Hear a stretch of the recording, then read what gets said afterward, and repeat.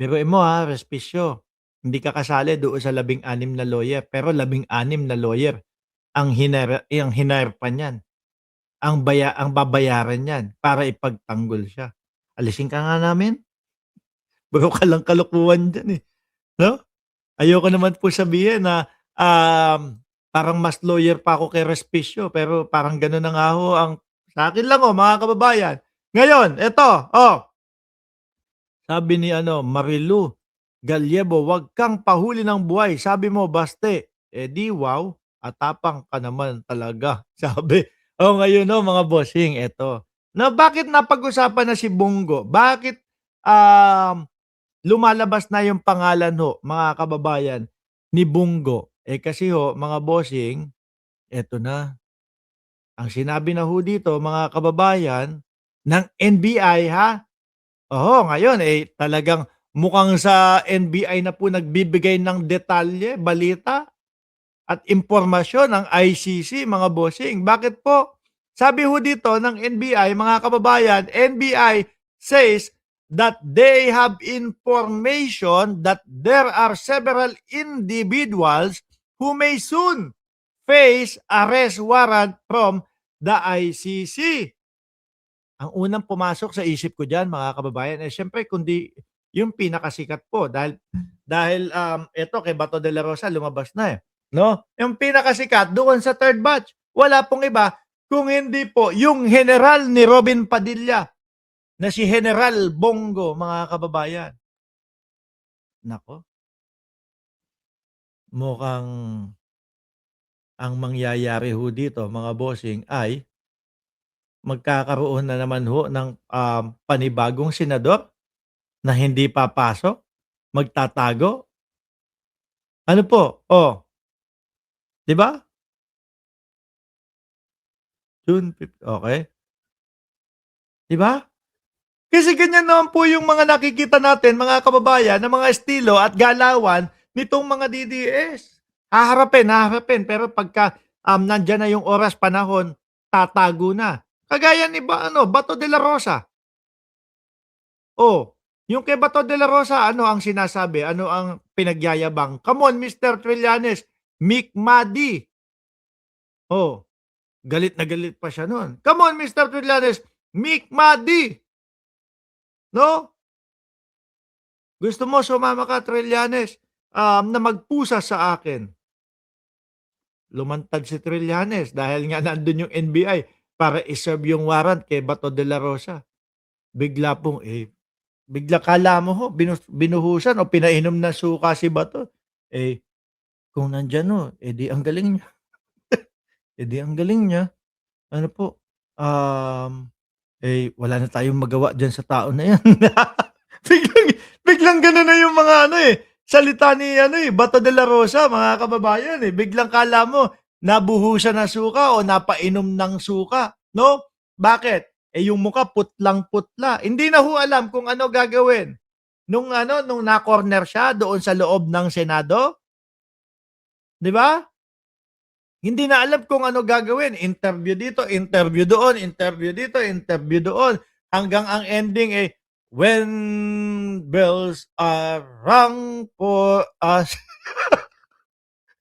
Big biglang kumanta ng gano'n, Ako sa totoo lang mga kababayan, habang yung paikot-ikot ni Bato de la Rosa doon sa loob ng Senado, pinagmamasdan ko yung mga interview, merong halong awa na din Sabi ko parang putik na 'to, parang matutuluyang masira ang tuktok nito si Bato de la Rosa, Lalo na nung nakita ko nung kumanta ng "When bells are rung for us." Sabi ko, wala na, 'no, parang nasisiraan na, parang bibigay itong si Bato de la Rosa. 'Di ba? Sabi ni sabi ni Joel Q, "Kanta ng takot, atras, betlog." Uy, grabe ka. Marco Rivera, shoutout sa iyo. Ay Diyos ko. Eto kaya si kay Bongo naman, ano naman kaya ang gagawin, 'no, nung general ni Robin Padilla na si Bongo? Eh, hindi uso dun yung magpalugaw-lugaw ng kalahati ang itlog, Bongo, ano? Hindi uso dun.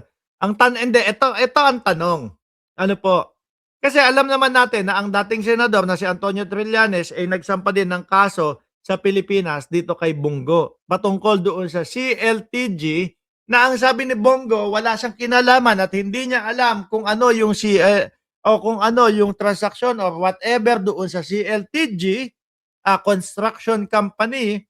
Yung CLTG po is tumugma po do'n sa pangalan ni Bongo, eh. Pero sabi niya hindi niya daw alam or whatever, wala siyang kaugnayan. CLTG, Christopher Lawrence Tesoro Go, CLTG Construction Company. Kinasuhan ni Trillanes 'yan. Tapos may kaso din, 'no, na yung pangalan niya ni Bongo kasama na doon sa retracted na pangalan na inilabas ng ICC. Ang tanong, alin doon ang mauuna? Yung kaso ba ni dating Senador Antonio Trillanes sa Pilipinas o yung kasong haharapin, 'no, doon sa ICC? Kung ako ho, mga kababayan, kung ako lang ho, 'no, parang mas gugustuhin kong sa ICC, 'no? Malamig. Oh, alam mo patas, 'di ba sa Pilipinas, madaming mga koneksyon yung kalaban mo, madami ka ding koleksyon, tapos mainit. Oh, tingin ko sa Pilipinas ho ang makukulong na magiging masaya si Roque. Ayun, mahilig ho 'yan diyan sa mga pa-topless-topless si Roque, eh. Pero sila Bongo, si Bato, naku mainit sa Pilipinas, Bongo, Bato.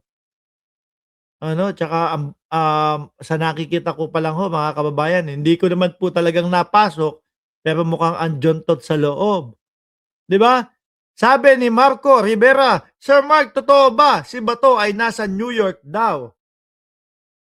Tingin ko kasi kapagka si Bato lumabas ng bansa, mas madali siyang mahuhuli, eh.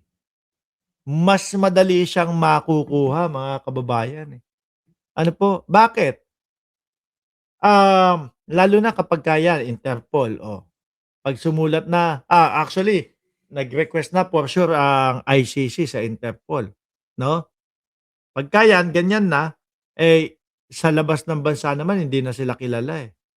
Medyo hindi na kasing lakas nung mga puwersa nung mga tutulong kila Bato de la Rosa at dito sa mga DDS kapagka nasa labas na sila ng bansa. Kapagka nasa labas sila ng bansa baka magaya na yan kila Alice Guo, 'no, yung, sa Indonesia nakuha, mabilis na nakuha, 'di ba? Sabi ni Ronald Mediana, "Tukoy na, dalian na lang ninyo. Ilang araw kaya yan, linggo, buwan, yan mahuhuli." Sabi may mahuhuli, 'di ba? Asan na, "Hihintayin na lang kami." Ano, "Hihintay na lang kami." Oo, naalala ko nung kay dating Pangulong Duterte, yung mga DDS, ganyan din ang sinasabi sa akin, 'no? Sabi ng mga DDS, "Mark, puro ka naman ICC, ICC." Wala namang naaaresto nung dumating po yung araw na isinakay papunta sa ICC si dating Pangulong Duterte. Iiyakan po ng walang humpay yung mga DDS. Kanya-kanyang hawak nung cellphone, itinutok dun sa mga pagmumukha nilang mga umiiyak, nakaganon, 'no? "Saan niyo po dinala si Tatay Diggo?" Nag-iiyakan na. Same din nung kay Buloyski. Naalala niyo yung kay Buloyski, gano'n din, "Mark, ang hina pala ng General Torre mo, 'no? Puro ka sinasabi, mahuhuli, mahuhuli si Kibuloy." Nung nahuli ho, gano'n din mga kababayan, nag-iiyakan din po. O eto kay Bato de la Rosa, o biruin niyo naman, ano yung balita kay Bato de la Rosa? O eto, ayan ho, armado na daw mga kababayan at mapanganib na daw po mga bossing itong si Bato de la Rosa. Sabi ni Ma'am Erlinda Consuelo, sana isahan na ang paghuli para reunion na sila. O ako para sa akin, oo. Ano? Oo, para ano, para maging masaya si Tatay Digong nila doon. Ronel Estigoy, naabutan din ang live mo, Boss Mark, salamat. Eto daw po ang balita ng, GMA mga kababayan. Sabi daw ng NBI, ayan, NBI, 'no, National Bureau of Intelligence, na armado at mapanganib na daw po si Senator Bato de la Rosa. Kapagka nakita niyo po yung mga ganyang mga balita, yung mga ganyang, salaysay mga kababayan, ano ang unang papasok sa inyo? Ako ang bilis, manlalaban si Bato de la Rosa. Kapagka sinabi mong armado na, eh, may dala ka na laging mga baril niyan, 'no? The moment na yung 225,000 na sinasabi nasusugod kay Bato de la Rosa, hindi mo na hahayaang makalapit sa'yo. Buratatatatatatatatatatat gaganon na ho yun mga kababayan, 'di ba? Talaga ay wala na, 'no? Hindi ako papahuli ng buhay, 'di ba gano'n? Tapos sabi ni Roque, "Sige, Bato, yariin mo na yung mga 'yan." Maririnig ni Roque, buratatatatatatatatatatat gumaganon. Masayang-masaya si Roque. Sandali, bakit naiba yung yung kuwentuhan? Hindi, pero kayo ho, mga kababayan, sabi ng NBI, itinuturing ng armado o armed and dangerous si Senator Bato de la Rosa. Ano ang unang papasok sa isip niyo? Manlalaban na 'yan. Ano po, manlalaban na. So sa madaling salita, kapagka ganito yung nababasa natin, mga bossing, hindi na susuko.